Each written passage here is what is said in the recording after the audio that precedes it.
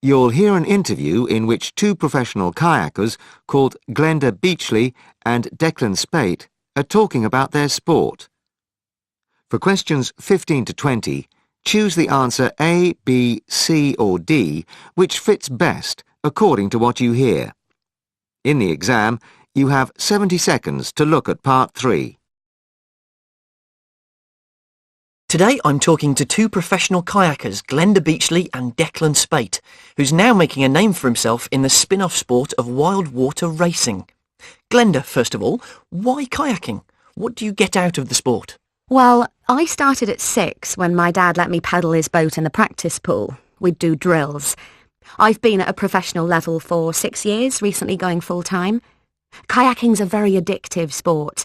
It's something you want to get better at no matter how good you are.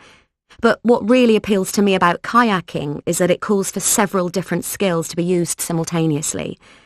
It requires not only physical strength but mental tolerance. You have to train your brain not to panic when you roll over, to think instead of the process needed to roll your boat back up. Then an added bonus is that when you're on the water, it's you and the river.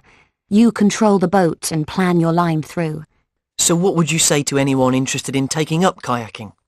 Hopefully, if you join a club, there'll be people to train with and share vital advice gained from years of experience. But however much training you decide to do, keep it up. I started by going paddling once a week, slowly building up to several times a day over many years. But most importantly, when you first start kayaking, just have fun. Don't make it about racing and being the best kayaker in the world. Just learn as much as you can. My friends and I used to keep each other progressing. What I mean by that is, when one of your friends learns a trick that you can't do, that's all the more reason to train harder and learn the trick faster. And it works both ways, so we all advanced in the sport. So tell us about wild water racing, Declan. It's a race on a predetermined section of river. You set off at 60-second intervals. It's just you and the river. You don't have to follow a particular route. It's up to you to figure out which line is fastest. Training can be hard, physically and psychologically, especially when the weather's bad and there aren't many competitions coming up. But it's worth it in the summer when the big ones come around. Training for me involves being on the water, gym sessions and running to help maintain aerobic fitness. I have to ensure I eat enough of the right things to keep myself in the best shape possible, but paddling definitely builds up an appetite. So is kayaking dangerous? Whitewater kayaking can be. Often a small mistake can push you off the right line and you end up paying for it. When I first started out, I felt intimidated by certain stretches of river.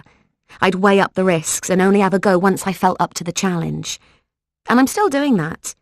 Sure, you feel exhilarated by the challenge, but you shouldn't actually be scared. Later, when you start progressing and trying new things, you still get that rush of adrenaline. But you do need to avoid taking unnecessary chances. Things can still go wrong, of course. I've had a few nasty spills where I got beaten about a bit, but I've been lucky enough not to sustain a serious injury. What about equipment, Declan? I always go back to the gear I didn't have to replace over the course of a full year on the water.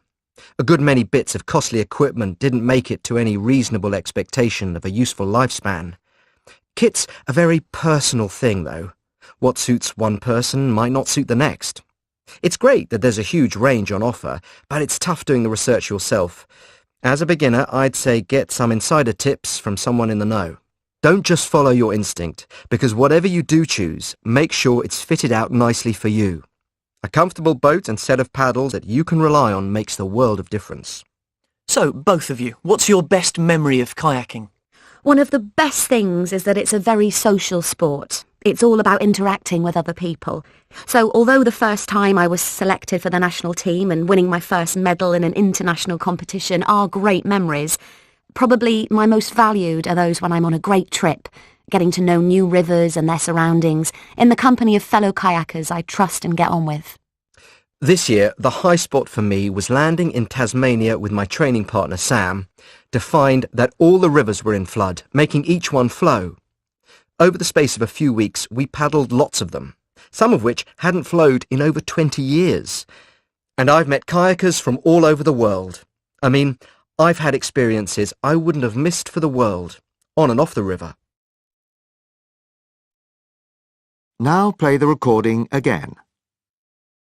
That is the end of part 3. Now turn to part 4.